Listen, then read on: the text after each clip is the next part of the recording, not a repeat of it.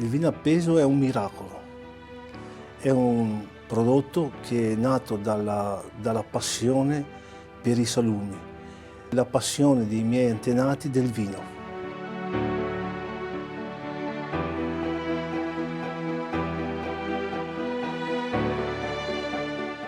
Per costruire il vino appeso si parte dal maiale pesante. La parte migliore della coscia viene lavorata e con sale, senza nessun conservante e senza nessun additivo chimico.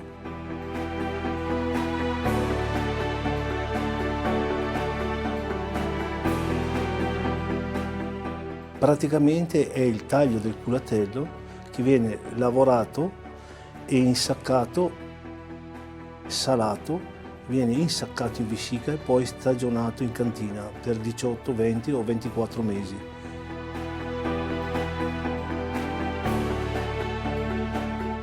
E poi arriva il miracolo. La nobilitazione, prima in amarone e poi in recioto. Nel vino viene lasciato per minimo un mese per 3 passaggi, quindi sono dai 90 ai 100 giorni di affinamento in vino. Questi passaggi servono soprattutto per addolcire il prodotto, perché il vino gli scarica il sale e gli dona aroma e il profumo.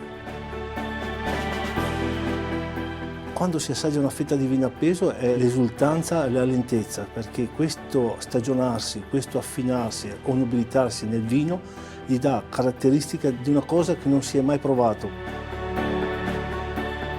Nella fetta del vino appeso trovi il profumo, la qualità, la storia della Valpolicella, che è la storia della mia famiglia e anche della mia vita.